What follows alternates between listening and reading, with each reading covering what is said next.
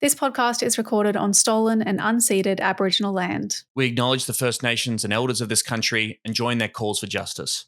Always was, always will be Aboriginal land. After 6 weeks on the ACT campaign trail, this was the moment the intensity boiled over as the Liberal leader lost her cool with a local journalist as she walked to an fiery press conference flanked by staff and supporters. I don't excuse my behaviour. It was poor behaviour and I am disappointed in myself. And in a moment of frustration, I did let the emotional side of my reaction get the better of me. This extraordinary image of Elizabeth Lee captured just moments after she engaged in a back and forth with region media's Ian Bushnell. Just pausing very quickly, because we've obviously just seen Canberra Liberals leader Elizabeth Lee, just the best flipping the bird image that's possibly ever come out of, anything, let alone Australian politics. But especially as a political advisor, as a media advisor, the look on the girl's face next to her as she sees her, this politician just in full view of so many cameras flipping the bird days out from an election, and her eyes are just so wide. That's probably my favourite part of that image. I don't know about you. I'm sure if you're the leader of the ACT Liberals, you're not used to a lot of media scrutiny in any way, but it's nah, man. I guess that's Flipping the bird true. at a row of cameras, that probably is going to make the news, I reckon. You can't just do that. So why was is it worth watching the exchange that really threw it pushed her over the edge, or is it, what's it about? Annoyingly, we don't know what issue they were sort of debating, but basically this ABC story goes on to lay out that she has serious beef with the journalist in question. There have been a number of incidents over the years maybe or over the months in which this particular journalist look, when you have beef, gets under her skin. I have beef with a particular journalist. I have beef with all journalists, but the one in particular, and I'm just going to say it, the one that ran that stupid fucking story in 2020 accusing a Greens volunteer of whatever it was, fugly slut slur against Jackie Trad, when that was not what she was doing, and she was quoting Mean Girls. The person who ran that story, that's I would give them. So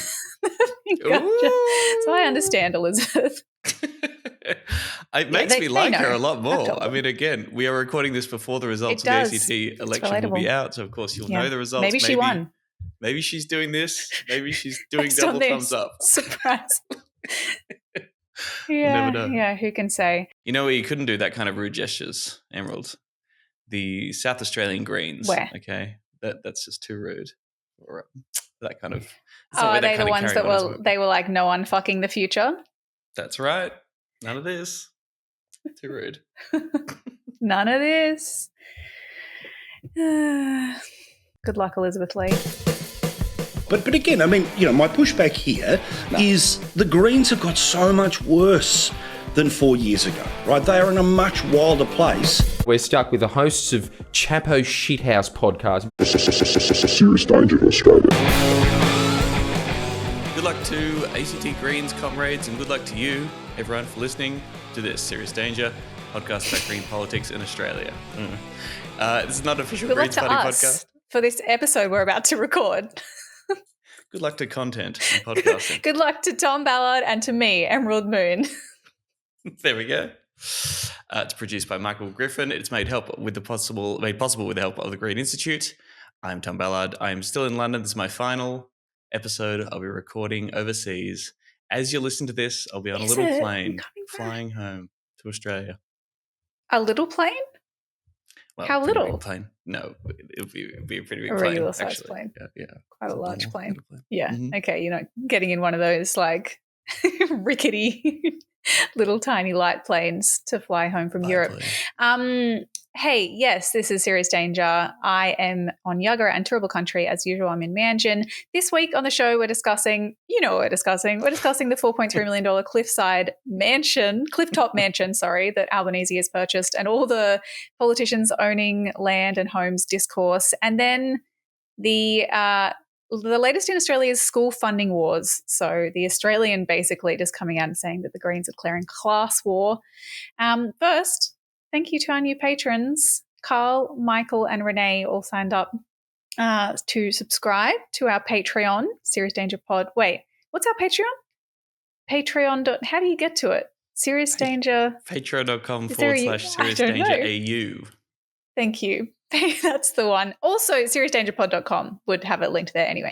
But that is where you can not only chuck in $3 or whatever you want to support the show and pay Mike's wages and make sure that we can keep doing fun episodes like this every week, but also, bonus, you get access to an extra episode every 2 weeks where we do fun deep dives and interviews and cool stuff like that.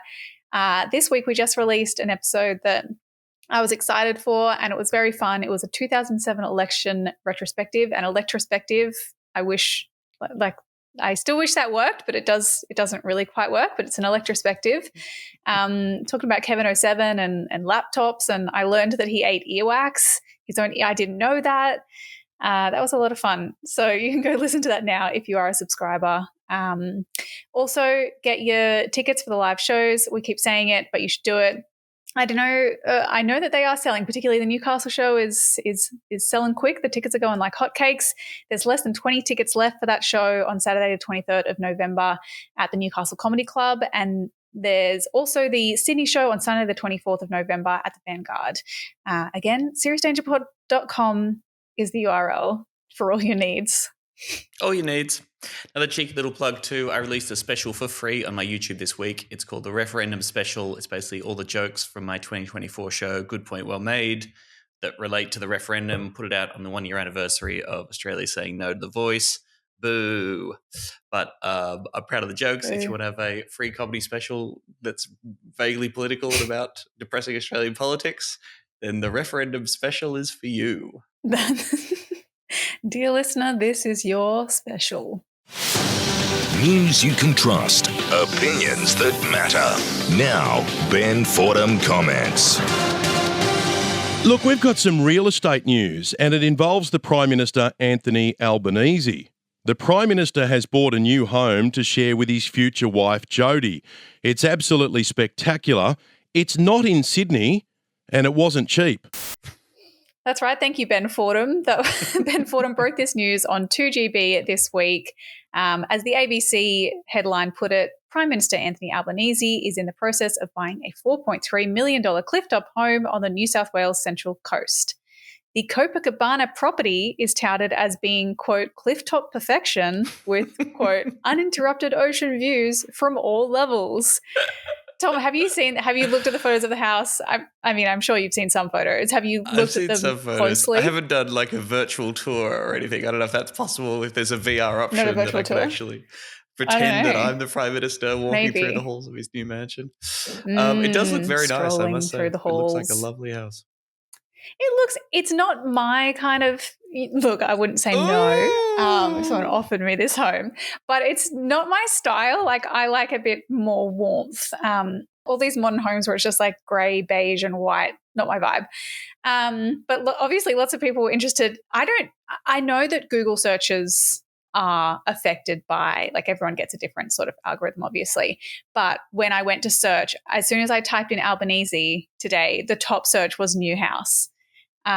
So it just goes to show that I think this story has gone bonkers this week. Yes. He's buying this. It's a 4-bedroom, 3-level home. That's normal for your home to have 3 levels. Home on the New South Wales Central Coast. It is a former 5-star Airbnb. I guess the expectation is, he's saying, as we'll get into it, he's saying he's not going to live in it straight away. So it may continue being an Airbnb. Everyone says you can sit in the living room and watch whales breaching. It seems really, really lovely. That's good for him. You will notice that it's not in Sydney, which is where his electorate is. Do you so the take initially, he buys this big house. One of the takes is, wait, why is it not in his electorate? Is he going to retire? Is he making plans to get out of politics? God willing, inshallah.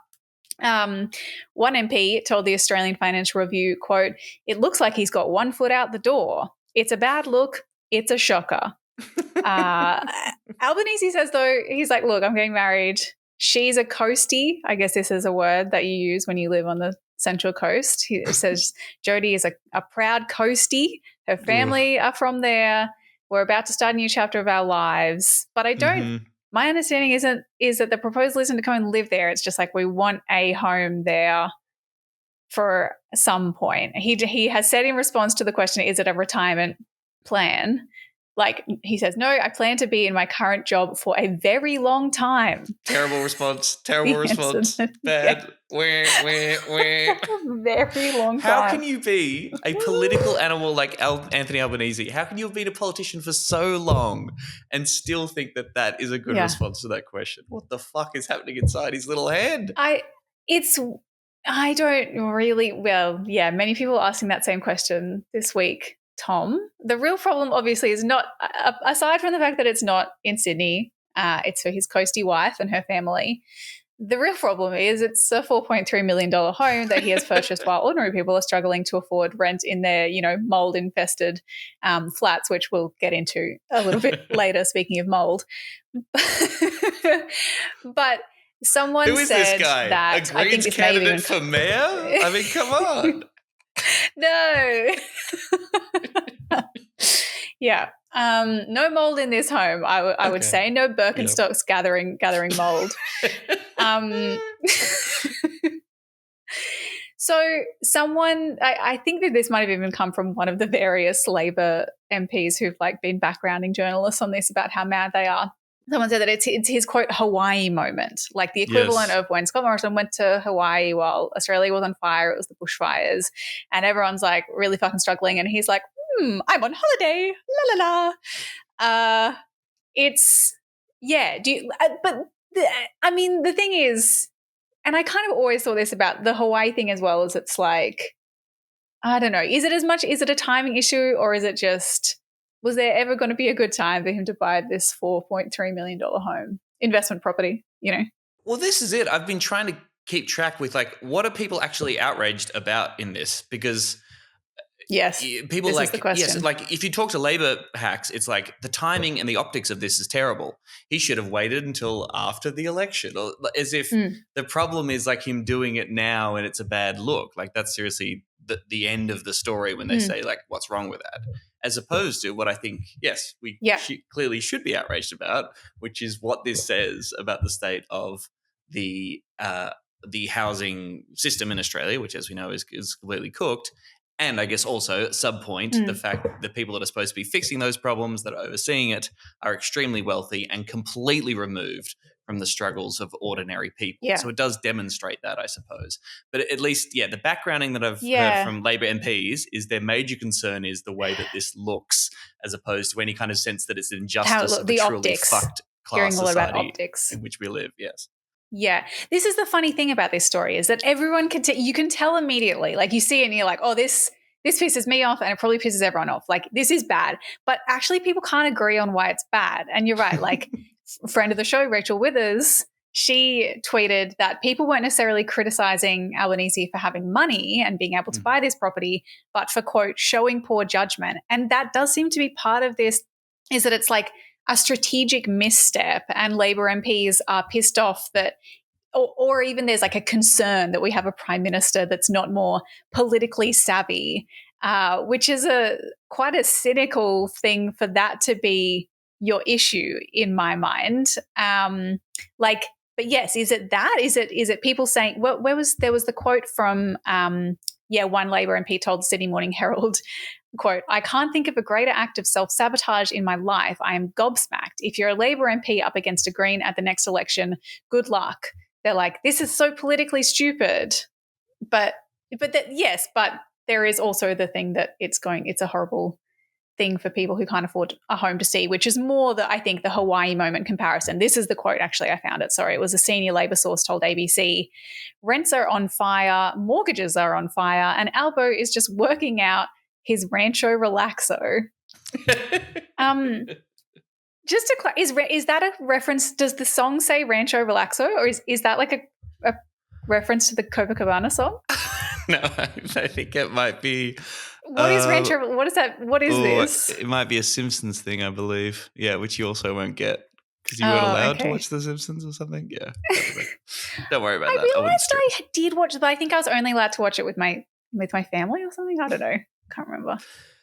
The other greater outrage we could be talking about here is that this is a guy who, grew up in public housing, as he loves to tell us so constantly all the time. So that's his background.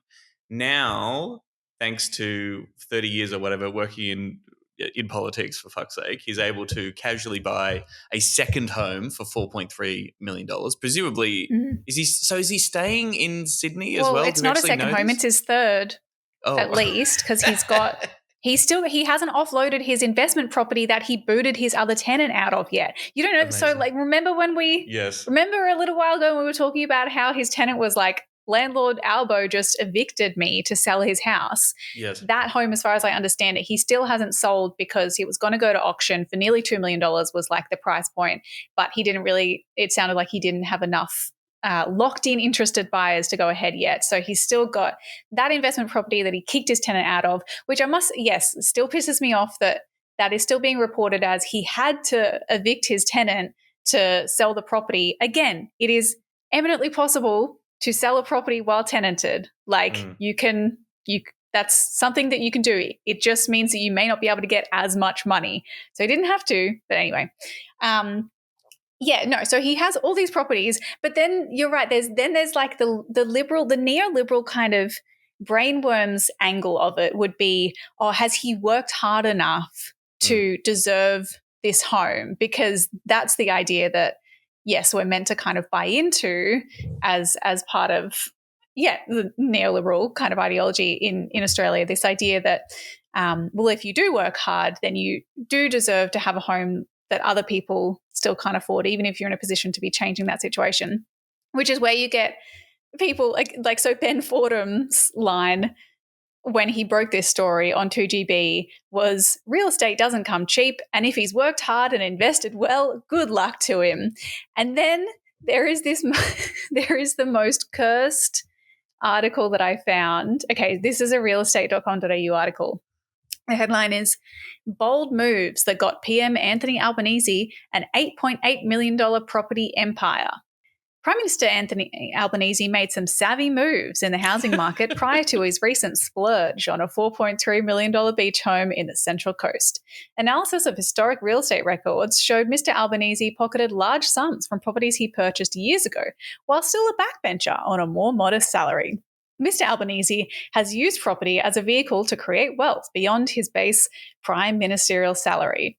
So, these people are saying, but no, he was just savvy and he invested well, and that makes it okay because it's not just because he has a politician's wage. But from my perspective, right, I'm like, that's what's fucked up about it, is that he has been able to exploit a deeply unfair property system, property market, which is regulated by currently his government, in order to, grow his wealth beyond the fruits of his labor, right? Exactly the way they're putting it, to create wealth beyond his salary, that it's not just about his labor. This is passive income through just hoarding capital that means that other people go without a home while he fucking builds his $8.8 million property empire. Yeah, I'm sorry. How savvy do you need to be like, oh, I have enough money to buy an investment property. Property always goes up in Australia because the system is so cooked. Yeah. Anyone with the passing knowledge of the Australian housing system would be able to make that decision, as lots of his fellow politicians and indeed, lots of boomers across the country managed to savvily figure out that owning lots of homes and exploiting other people's need for that shelter is a really good investment. They've just they're so clever. They figure that out. I don't know, Tom. He is looking pretty savvy in this. Have you seen this photo of him at an auction in 2006? This was in this realestate.com.au article. And I don't know if this has been spread around on the internet before. We'll have to post it on our socials at Serious Danger AU. But the photo of him holding up an auction card in 2006, and he's standing in the corner and he's got his little card up and he's got speed dealer sunnies on. And it's just, I don't know, there's just something about this image that's so funny to me. But yeah, he looks very savvy, I gotta say. Pretty savvy. Have you seen all the crazy hacks who were trying to defend the price of the house as well, who were sort of saying this would be worth heaps more if it was in Sydney? Real estate's expensive. Sure. If this house was in a different location, it'd actually be worth heaps more. So actually it's pretty cheap for 4.2 mil, really, when you think about it. Yeah. It's a steal. It's a steal. I mean, this is the other thing. It's like, are people upset because because it's Albanese, or are they upset because housing is expensive? Claire Goldman on Twitter said, controversial take on Albo buying a $4.3 million house. In this country, that's not a lot of money for a house. If you sold a 2-bedroom in Hawthorne, for example, you could afford it. The real issue is not Albo paying that much for a house. The real issue is house prices. She goes on in the thread to be like, I have no issue with people buying their dream home. What's cooked is that like the market has got us to this extent. And on one hand, like I sort of agree. It's like, yes, it's cooked that you're right. Actually, average home prices are now in the millions, but this isn't just someone buying their quote unquote dream home. It's an investment property. Like that is the issue to me, is that he's got fucking homes. This isn't just like, oh, this is where I want to live and blah, blah, blah. It's that. It's an investment property. But more to the point, as you were saying, it's the fact that he is the Prime Minister and has the opportunity to unwind or to address the conditions that have inflated the housing market, driven the housing crisis, meant that people can't afford a home, while this one is $4.3 million and he owns multiple. And yet he refuses to wind back negative gearing or capital gains tax discounts or build enough public housing or cap rents or any of those things. Like, those are the issues. It's not, whether I think that he worked hard enough for it, which is the approach that he buys into when his response is, well, my mum grew up in council housing. I know what it's like to struggle, but like, I guess I worked hard to get here. He said he was in Brisbane. He was but Queensland election is still ongoing. He was in Brisbane the day that this came out, right? And he says, quote, as a Prime Minister, I earn a good income. I understand that I've been fortunate, but I also understand what it's like to struggle. My mum lived in the one public housing that she was born in for all of her 65 years. To which I cannot help but say again, wow, isn't public housing great? Like secure public housing that she's been able to live in for 65 years. That's incredible. Maybe we should build some more of that. If only someone could like make that a reality for other people. But even more so, yes, the other side of it is, Albanese, please shut the fuck up about the fact that your mum lived in council housing. Sure, everyone is so sick of hearing it. No one at this point hears that, surely, and is like, oh, he is just like us. Well, particularly when he's using it as a cynical card, like, right? Like he's using this as kind of like a poverty card to be like, therefore I'm immune from any criticism of either the policies of my government today in 2024 as when I'm the Prime Minister of the fucking country, or, I know everything there is to know about housing and what it's like to do it tough. You go, well, do you, mate? Because you're buying a $4.3 million house while, hundreds of thousands of Australians are languishing on the public housing waiting list. So maybe you're not across actually all the detail and you've somewhat forgotten your roots. I mean, I think there's also an element of like the expectations we have on people on the left who purport to live certain values. The idea of buying a $4.3 million beachside mansion kind of does somewhat go against that. If you have that much money, should that money really be going somewhere else? I know that your government, conveniently lowered the amount of tax that you're paying by passing the stage 3 tax cut, so you get a little bit more cash flowing around, Anthony. So congrats on that. But shouldn't maybe that money be not just the optics of you splashing it around, but like you could literally use that money to make other people's lives better. So maybe you could personally try that. Yeah. No. Well, I mean, the argument is that. As you know, there was a Labor MP, Mike Freelander, who, as this article did point out, also owns 3 properties, but said it's fine that Albanese bought this house. He said, quote, he has worked for a long time at a high level. So brilliant. I don't know. Like, I agree. Yes, obviously he could use the money better, but I am more concerned about it. It is more about the policy for me. Like, and that's the approach that, the Greens' response was like, this is a reflection of the fact that it is easier to buy your 6th home or your 10th home or whatever, when you've got an existing portfolio, than it is to buy your first. Housing spokesperson Max Chanel-Mather said, quote, millions of people are in desperate need right now. But the reality is we've got a Labor government with a property investor Prime Minister who refuses to make any changes to negative gearing and the capital gains tax discount, which is the massive tax handouts to property investors, denying millions of renters the chance to buy a home. And this is, of course, the fact that the Greens were able to jump on this. This is what Labor MPs are scared about when they're backgrounding journalists and saying, well, good luck if you're a Labor MP going up against the Greens next election, because you're entrenching Labor and the government on one side of those who have and do not care and will not help you, and you, like positioning them against the millions of people who are struggling to afford housing in Australia. Do you think it genuinely will? Do you think this is something people are going to remember when they go to the federal election? Well, I tell you what, a big thought I had, a strong thought I had while looking at all this was I was reminded of a big thought. I have some big thoughts in my big fat head. I cast my mind back to Bill Shorten versus Malcolm Turnbull, Mr. Harborside Mansion. I mean, you know, Mr. Harborside Mansion.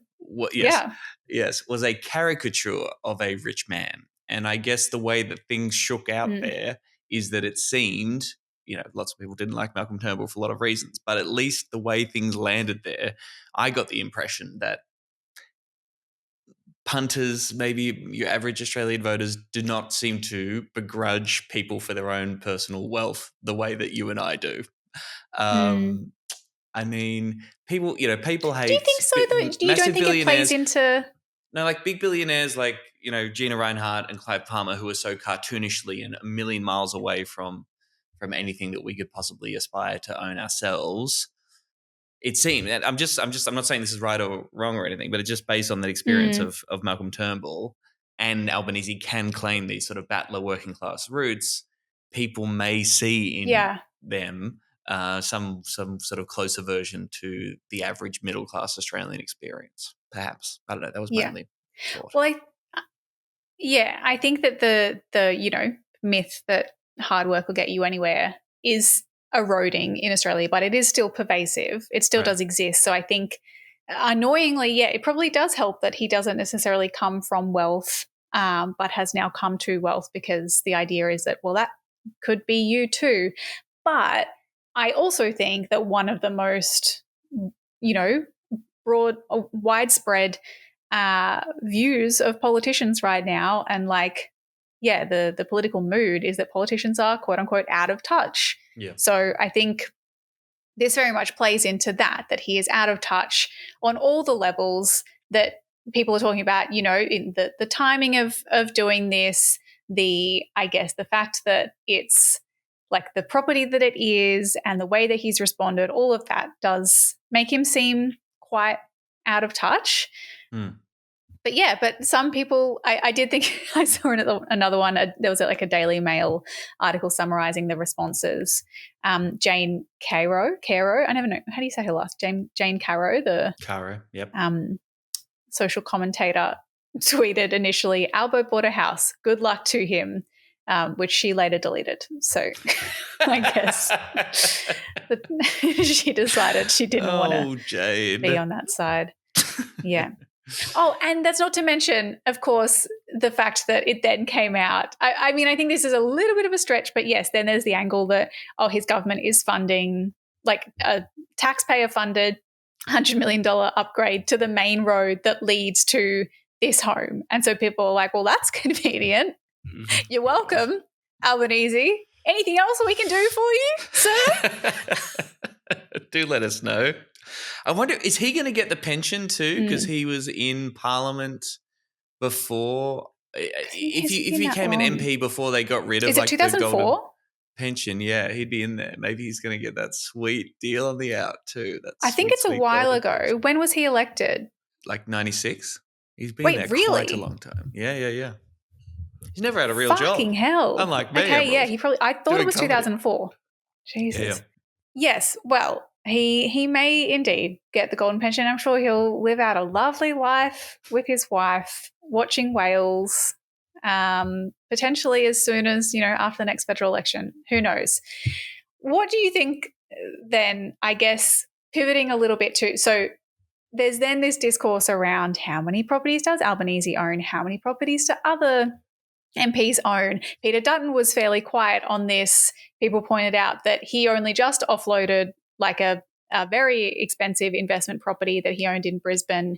He now is only listed on his register of interests as having his one primary residence, but I think that there's an implication that he might part own or own other investment properties through trusts and through like family arrangements. But we get the classic, the thing that journalists love to do, which is go through the register of interests and do a little graph that shows all the properties that the MPs own and blah, blah, blah, which there's a little graph here.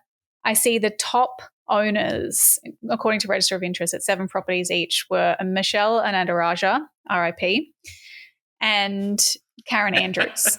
They own 7 properties each. Do you see this little graph doing the rounds on Twitter? Is this? I think this might only be. Are these guys senators? Oh, it does include senators. Yeah. Yep. No, it's everyone. I mean, Crikey's regularly done an article on just how much property is owned between the Albanese cabinet, which was very high. Of course, yes, the Labor hacks certainly pounced on this. Because obviously on this graph there's a lot of red up the top, and it seems like Labor's MPs are doing very well for themselves. But yes, Labor hacks would make the trust point, like, oh, the Liberal MPs, their houses are caught up in trusts, which is like, okay, fine. But like, do you agree that the problem is that's what not the real like a wealthy red versus do. blue option? This is a political class problem that we should identify, including the Greens in there as well. It's not a red versus blue option, Tom. The problem is that there are Greens in there as well, because the Greens are hypocrites. And Greens MPs, as we know, Nick McKim, Elizabeth Watson-Brown, Maureen Faruqi and David Shoebridge all own more than 3 properties each. And so they're just as evil. Case closed. No difference between all of the parties, right?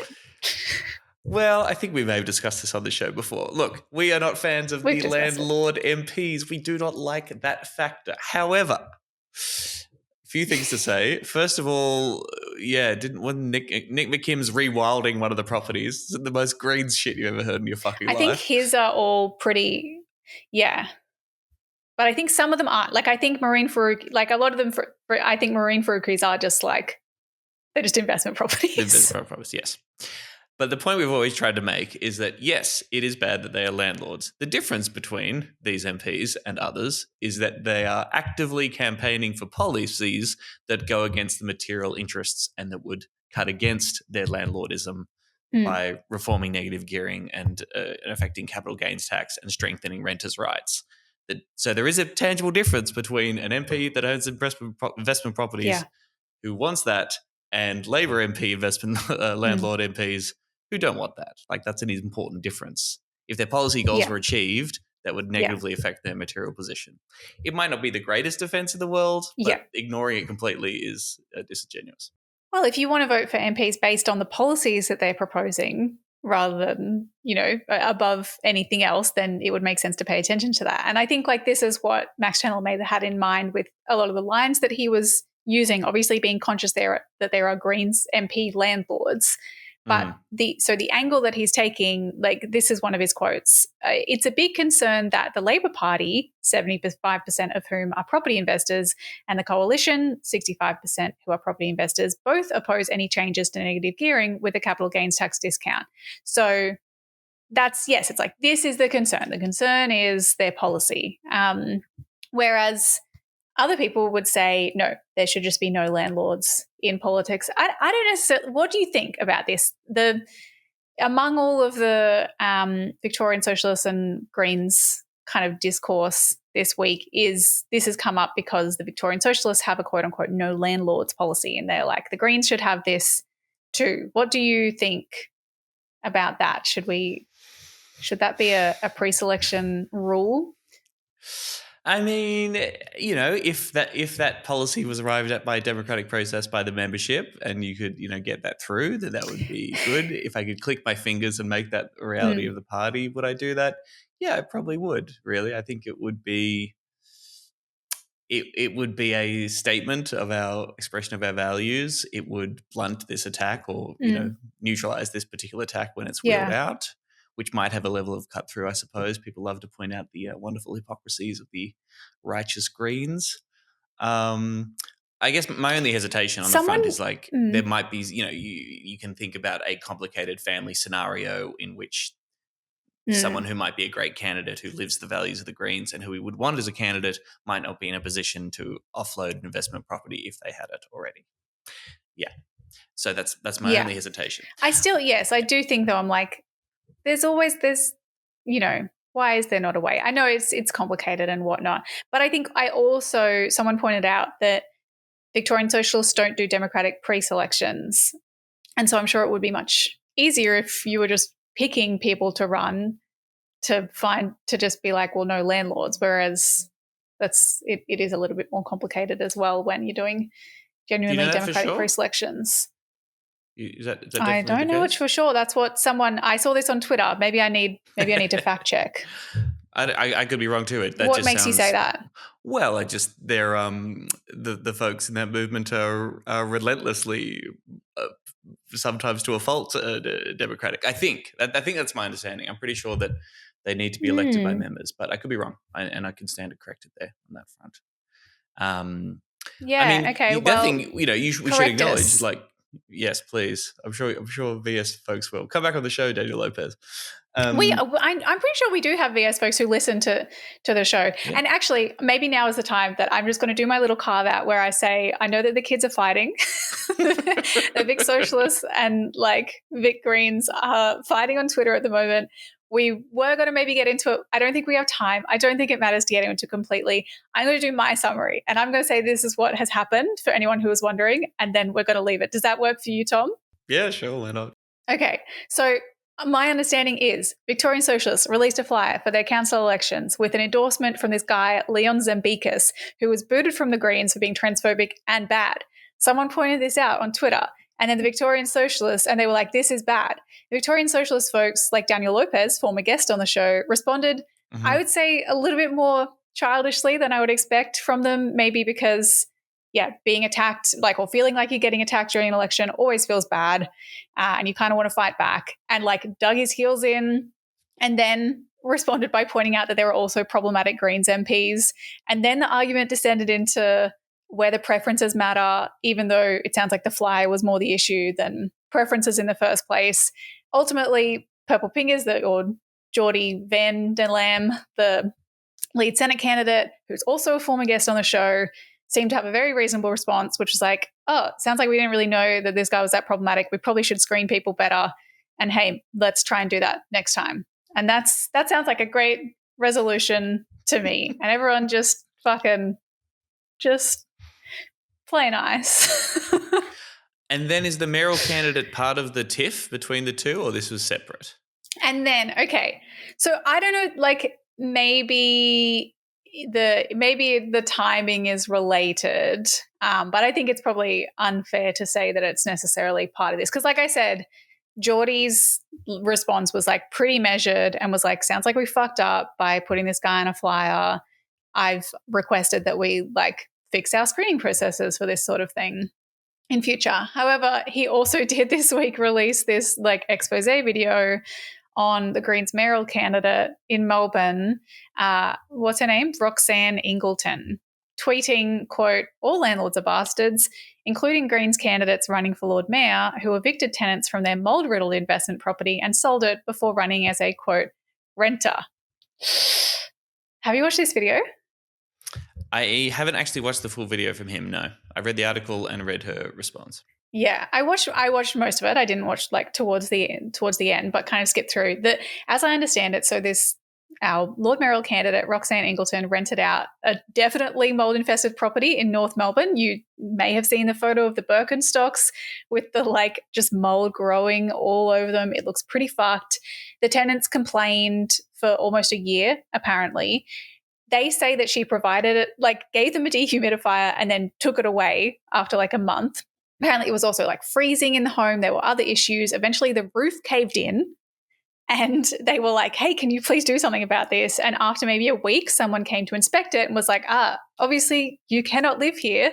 So she then, the landlord, Roxanne Ingleton, issued the tenants with a 24-hour eviction notice on the grounds that the premises were unsafe.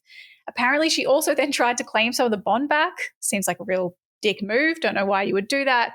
And then these documents came out they must have tried to take her to VCAT around some of these issues and seen that, oh, I know this name. This is the Greens fucking candidate for Lord Mayor. She says that she arranged for the property to be treated multiple times for mold. She offered them to break the lease with no penalty. She offered a backdated rent compensation after the eviction notice. She also is like, I never wanted to be a landlord. I bought this place to live in, and then I moved out during COVID and kept renting it out. I always thought I'd move back in, but, quote, for multiple reasons, I realized I would never live there again myself and therefore made the decision to sell. Now, I just have to say, like, if you knew that you would not live there yourself, you probably shouldn't have rented it out, right? Like, why would you not live there yourself? This is the thing. Like, well, the reason she gave for moving out is that, she wanted a bigger place, was it? Like, that she wanted, after living there through lockdown while working as a midwife in the local public hospital, my flatmate and I needed a bigger space, and in December 2020 moved to a rental property. That was her explanation. Yeah, but I mean, you should probably have just sold it. It sounds like she's been tenanting this out for a long time. And I do say, like, initially I was like, before kind of watching more of Geordie's video, I did have a question where I'm like, well, when you were younger, and most of us, when we're growing up in this country, are told that the best thing that you can do to set yourself up, quote unquote, set yourself up, is like get an investment property, and you got to get into the market, and like that's a good thing to do, and it's totally okay. And so if you had like done that, and then maybe your politics develop and you realize no longer want to be a landlord, or also you're in a situation where you've got this home that's clearly fucking falling apart and is a piece of shit, and is uninhabitable, you probably shouldn't then be renting it to people. So it's like issuing an eviction notice on the grounds of it being unsafe for habitation seems like probably the right thing to do, because no one should be living there. But it's like, was she genuinely gonna, 24 hours notice to vacate? Is that necessary? I don't really think so. And ultimately, you should never have been a landlord yourself. But then the issue really seems to be that she sold this property, like offloads this property right before she decides to run as a Greens candidate. And then on her candidate page and like in her campaign is billing herself as, quote, a renter. Like, and this is her, part of her identity in running as a Greens candidate. And that seems to be one of the big issues that Geordie is, taking issue with. And I think that's quite fair, because it's somewhat misleading, and it's like, why would you, like, did you really need to put that in there? Like, is that genuinely your experience, which when you think of a renter, you think of someone who hasn't yet been able to afford a home, basically. Yeah, well, again, we can link to her statement. I think it's worth reading Roxanne Ingleton's statement in response, just for the, the full picture, I suppose. I'm sure through Geordie's work he's exposed the fact that the different accounts from a landlord and a renter's perspective are often put out there, and we must be inclined to believe the experience of renters, because it's sort of like, why would they particularly lie about that? Yeah. Roxanne says, I'm currently a renter and own no property. The housing system is broken. I will keep fighting to fix it. That's her particular position. Sure. Yeah, it all gets a little bit messy, hey? It does. And I saw the term, I actually can't remember if it was Geordie or someone else saying, like, we need to stop. This is the problem with renter ID renter ID politics. And I do wonder if we've kind of drifted from this idea that is advanced by people like initially, Michael and Amy in Queensland Parliament. I remember doing this, and Max Chandler-Mather now is very well known for it, where you go, maybe the reason, like, I'm going to fight for renters, and maybe the reason I'm doing that and not those other politicians is because I am a renter and I understand. But drifting from that into, well, I meet this tick box of being a renter technically, so vote for me. Those are different things. And so I think that is probably the problem with what's happened here, is that, people see the end part of that argument of fighting for renters because I am a renter, and they just like take that. And that's not the important part. Again, it's like the important part, yes, I agree, is that you are going to fight for whatever you're going to fight for, rent freeze, rent caps, reforming unfair taxation laws, more public housing, whatever. But just because you technically do not currently have on your register of interests an investment property, I was a landlord. Now I identify as a renter. So it's actually sort of fine now. Yeah, look, again, my only hesitation on this is like, I've thought about this before, and I think you must as well. Like, if for whatever reason I were to move to, say, a different country for work stuff, I would have to become some kind of landlordy vibe. My preference would be to try and find people I know and have a nice, normal relationship between two human beings that can figure out a way in which my mortgage can still be paid off while I'm living in a different place. Like, as soon as you become a homeowner, the possibility of becoming some kind of landlord does kind of arise by the nature of the reality of life. But yeah, it doesn't make me feel good, I'll tell you that much. I feel guilty about it every day. Yeah. Yeah, I don't think I don't know how I would deal with a situation where I had to move. Like I honestly don't know how I would be comfortable in that situation because I don't think I could accept rent. But you're right that you then fuck yourself, and because the housing market is so cooked, you can't like let go of a home that you've bought because you know that you'll be fucked. Yeah, like everyone else is. Yeah, that's true. I mean, it's also worth pointing out that like literally Green's policy is focused on the idea that people might have one investment in property, right? Like our negative gearing policy is limited to one too. So it's not like, I don't think you can both hold that all landlords are bastards and then also sort of your policies set. But I don't know that that's personally, certainly my personal view is that that's not the ideal or the end goal. Like I think that that's maybe a compromise. Right. And I feel as though we should be moving towards no landlordism. And like, I guess, maybe there are exceptions for particular circumstances where like you have a family member or I don't know, something like that. I just don't believe that you should get someone else to be paying off your mortgage. And I don't know. The other thing is, short of actually banning landlords for being Green's candidates, we can also be far more active in diversifying membership of the party and encouraging, people from all different backgrounds to run as candidates and just make sure that the offers of candidates that we're putting to the people are not people who are just materially comfortable and have multiple housing, a massive housing portfolio. Yes, mold or no mold. We're not moving here. This is coalition era style education policy. Teachers, parents, carers and young people thought when they got a Labor government that they got a government that wanted to invest in public education. And what we're actually seeing a repeat of history. When Gonski handed down its review, it was a Labor government that failed to take the action that was required to properly fund our public schools. And here we are, a generation of kids later, staring down the barrel of locking in underfunding for another generation. And in a rich country like this, that is not okay.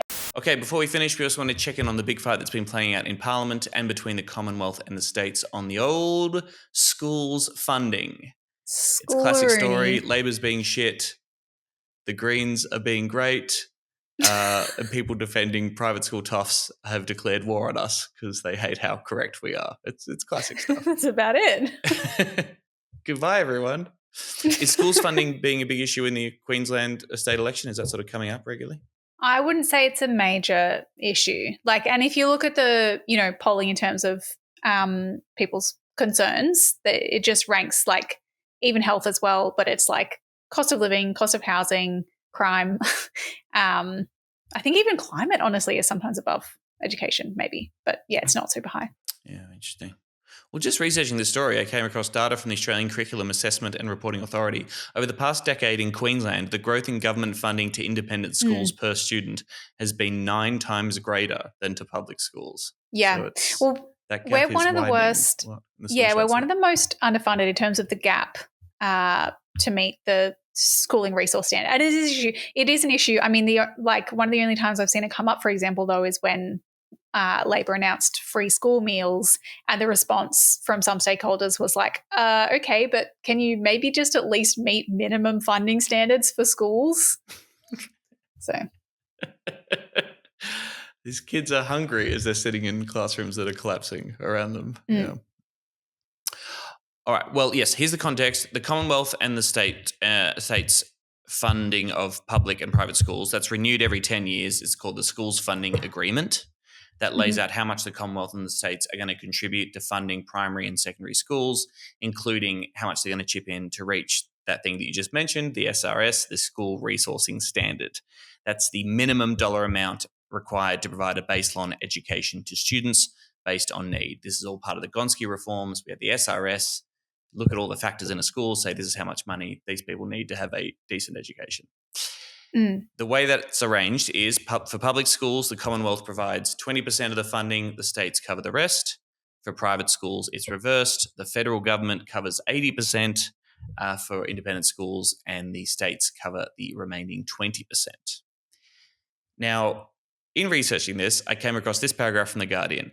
Under changes enacted by the Turnbull government in 2017, the Commonwealth contributed 20% to public schools while requiring states to fund public schools at 75%, leaving a 5% gap. Okay. Have you heard of this before? Does it ring a bell? Well, I think isn't this the problem that they've just accepted that like they're not going to meet 100%, even though that's meant to be the floor, the absolute minimum? I find it very good. I don't know how you think this could be fine to just have 95% funding and be like, oh, well, I'm sure it'll work itself out. I guess the maths teaching in our education system is so bad. Well, they're like, well, that's, that would be lovely if the children could have, books and desks. But come on, we're not, it's fairy dust stuff. Yeah, it's fairy dust stuff. Oh, well, we need more tanks for Ukraine and we need to build some submarines, though. That's all fine.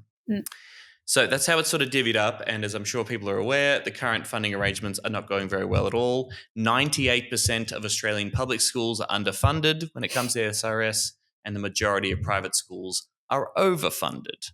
That's really bad. The average gap between public and private schools is about $2,000 when it comes to the SRS.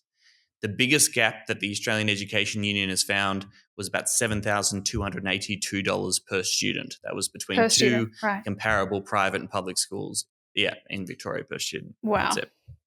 Wild. In 2024, the public school funding shortfall from reaching 100% of the SRS, the School Resourcing Standard, was $4.3 billion. Okay, that was the gap. That was the shortfall. Now, call me crazy. That doesn't seem like huge amounts of money to me in terms of Australia as a country, particularly when you compare it to the fucking surpluses we had of a surplus of $22 billion in 2023 and $15 billion that was announced last month.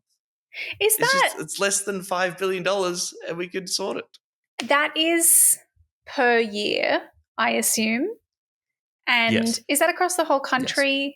And is that the total shortfall Commonwealth and state? I think that was the shortfall in funding in 2024 for public school funding to reach the SRS would cost $4.3 billion. Now, whether that comes from the Commonwealth or the states is sort of up for debate, but it's just like that's how much money is required. I know $4.3 billion is a lot of money. It is a fair, that's a pretty significant budget item, but you're absolutely right that if it was something else like defence, it wouldn't seem so big. But children are less important than tanks in this country. I've always said that. Right now, only the ACT has reached 100% of the school resourcing standards. And of course, public schools are still having challenges. David Pocock was talking about this in the debate around this in Parliament. ACT schools still have kids don't have enough chairs in class. You've got teachers burning out. Classes are collapsing. There's still not a paradise in ACT public schools, but at least you could say on the measurement of Gonski, they have actually, reached that standard.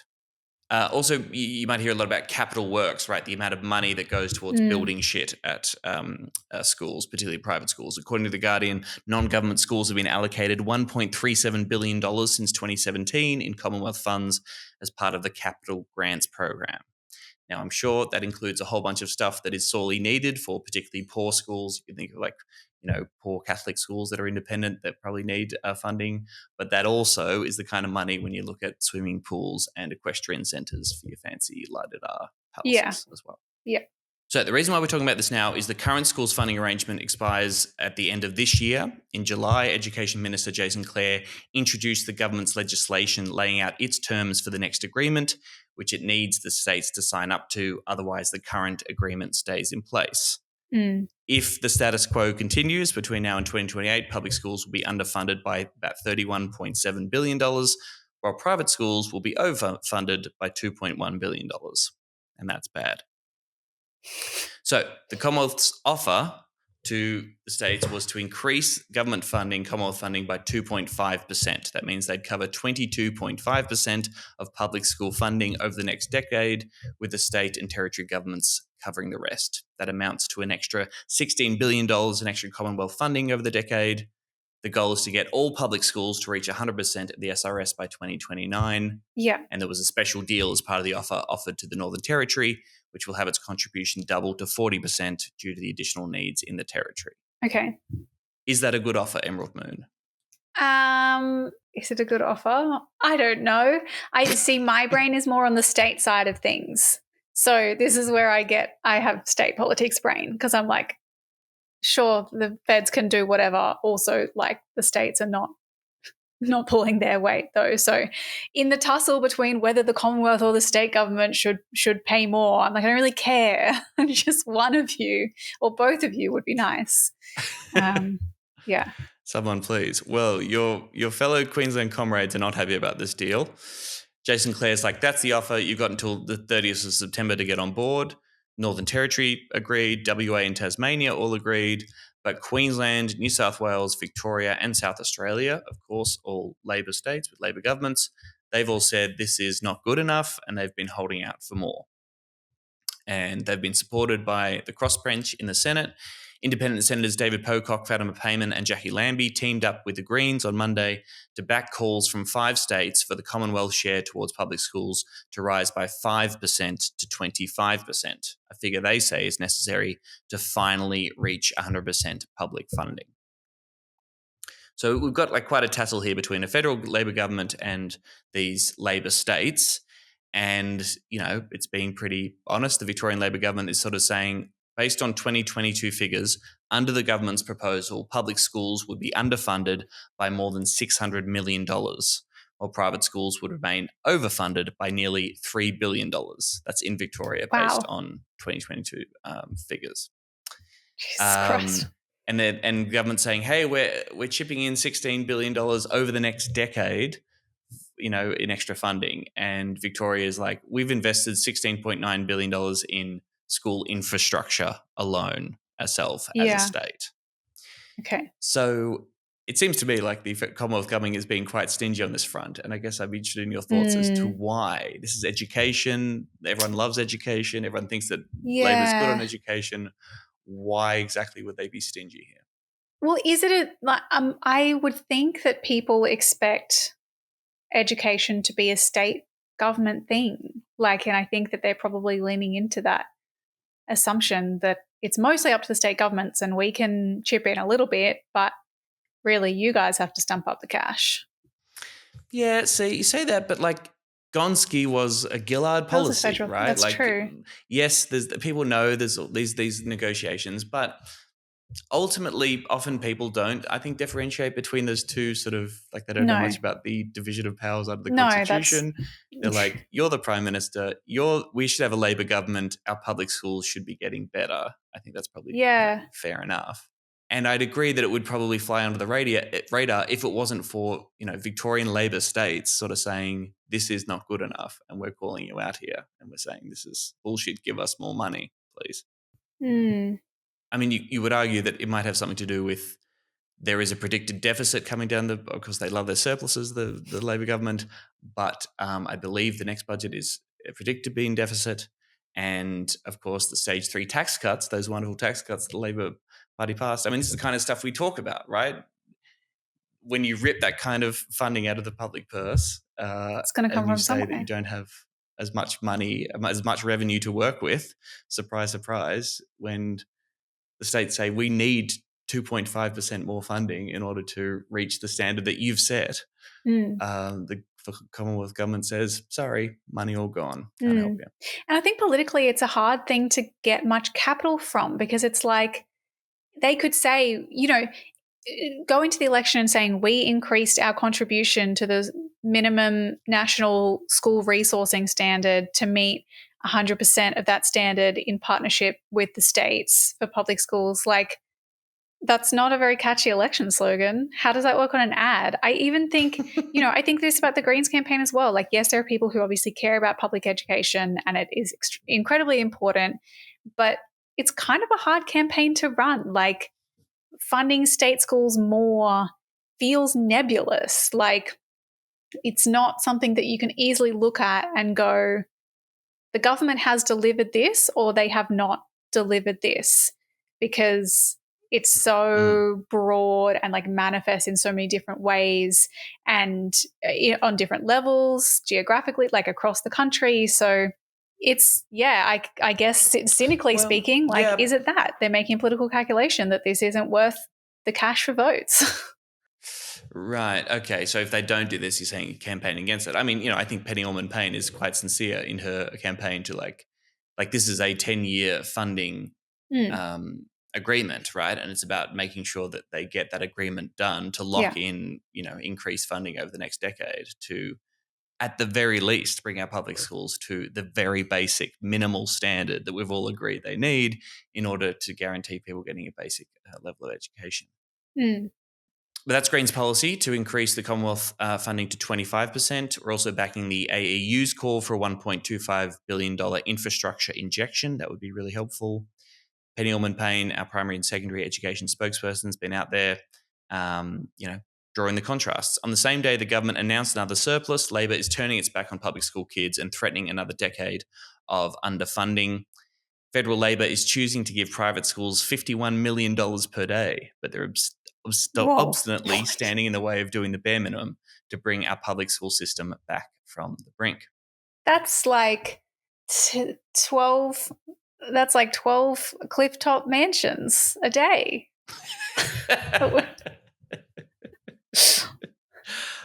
I'm sure, fucking King's School or Shaw or whatever probably have a few clifftop properties that they take their little kiddies out there to practice putting on a bowler hat or whatever the fuck they do. But look, that's exactly the kind of denigrating comment that the private school lobby will not stand for any longer. Okay? On Monday this week, we had two pieces that just happened to appear in The Australian, pure coincidence, about the independent schools sector and what they think of all this. Okay, the headline for this one particular piece was "Class War Will Teach the Greens About Private Schools." So much going on in that headline. Yeah, it's pretty good. It's pretty good. Because it's like a pun and they're going to teach us and they're from schools. There's two puns. Yeah. Class, war, teach. You get it. Go on. Yeah. Independent schools are preparing to launch a nationwide campaign in Greens and marginal electorates, calling out the relentless and baseless vilification of private schools and urging constituents not to support parties that would abolish their funding and limit educational choices. Independent Schools Australia revealed it would begin targeting seats held by the left-wing minor party, as well as other hotly contested electorates, following increasing criticism over the allocation of government funding to private schools. ISA Chief Executive Graham Catt said his organisation was gearing up to take the fight to the Greens, with school leaders, teachers and parents making clear they've had enough of the relentless and baseless vilification of families who simply want the best for their children. We should update the Anti-Discrimination Act to include association with or previous schooling at a private school as a protected attribute, because this has just gone too far.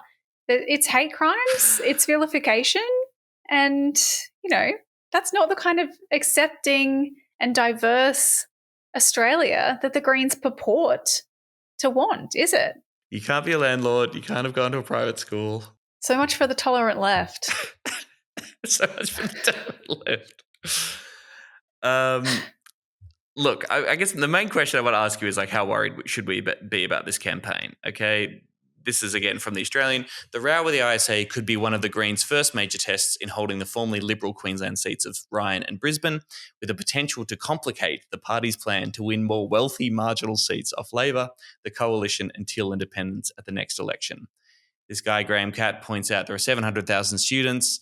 There's 120,000 people who work at private schools, represents over 2.5 million voters, and they live in hotly contested marginal seats. And apparently the ISA are going to hand out toolkits to private schools as to how they can lobby and take it up to the Greens ahead of the next election. Are you worried at all about this particular campaign from the toffs? I think this is like trying to fight us on an actual policy, and that tends to not work as well, in my view.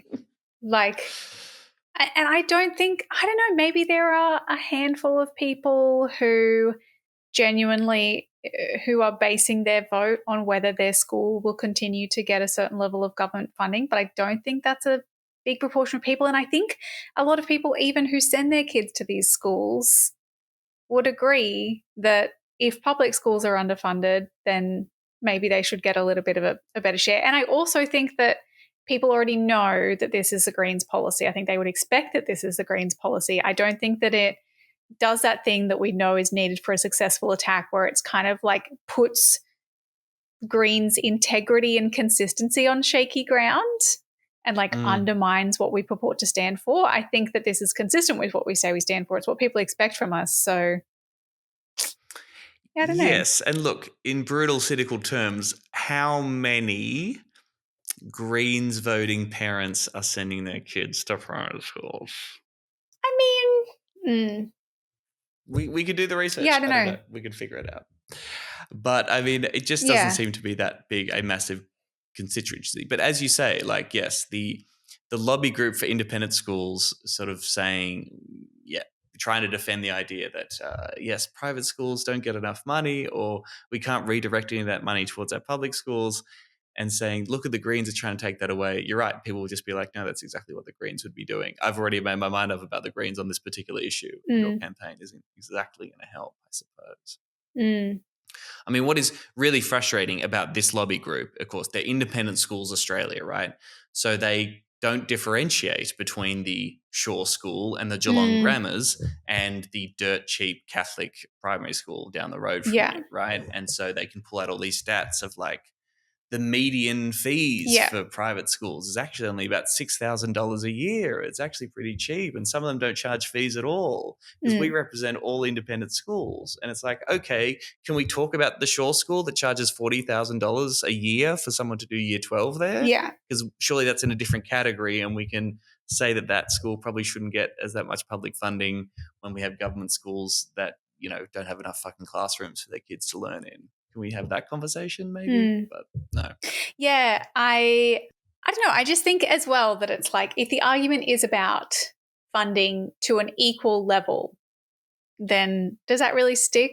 Because people know that there's going to be some schools that, like the Greens are saying, maybe it is effective because it undermines what the Greens are actually saying, which is that, well, if there are schools that are underfunded, then they would also get more funding. Like if there are private schools that aren't at the minimum resource standard, then they probably would get more money. It's just the ones that are overfunded would get a little less. Yes. By definition, overfunding bad, underfunding bad. Take the overfunding money, give it to the underfunding people. Yeah. I mean, I'm not an economist, but I'm pretty sure that's where we're going. Again, I quite liked Penny Allman-Payne's response to this, sort of saying that she thinks, I think many private school parents would be surprised that the private school lobby wants to campaign against the Greens because we're the only party calling out the outrageous fees that parents are being charged by wealthy private schools. That's funny. Thanks to Independent Schools Australia for helping to highlight the stark inequity of Australia's two-tiered school system. The Greens are fighting for a fully funded, world-class education for all school kids, no matter what school they attend or how rich their parents are. She's very good. Very good. She's very good. All right, final question on this. When do we start talking about nationalising the private schools? That's my big question. When do you say we don't, because the perception you get from these people is if you don't give this money, then these schools are going to explode and disappear and not exist. You go, no. Actually, the ideal society is the state taking over the properties of the beautiful lawns of Scotch College and opening their doors to all students, regardless of the wealth of their parents, or indeed even where they live, to provide them the best possible education, make that public space so we can all enjoy it. But this is the problem, is that until public schools are properly funded, the perception and reality is that the government can't run public services. It's the same problem that you have with public health system, where like I would like if we nationalised all private hospitals, but people see the reality right now, which is that if you go to a private hospital, if you can afford that, just like if you go to a private school, you get a better service than the shitty government-run one that's underfunded. And so they would then think, well, if that was government-run, it would also be shitty, because that's my experience of government-run services because they're so badly underfunded. So it's like probably until we actually fix that problem, it's difficult politically to argue for bringing everything under a public system. Yeah, it's a boringly smart response, but yeah, you're right. Sorry, but we should nationalise them all. And yeah, every child should have a tennis court and we should all be able to swim in the pools. Thank you.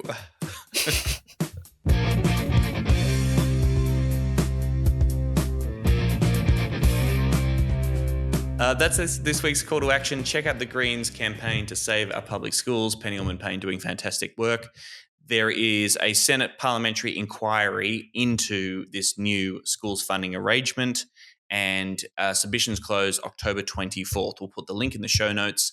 They're looking for submissions from anybody. If you've been to a public school, if you work at a public school, if you love public education, if you think it's important, and you know that the Australian federal government has a lot of money and can afford to increase their contribution to public school funding at the national level to at least 25%, please make a submission.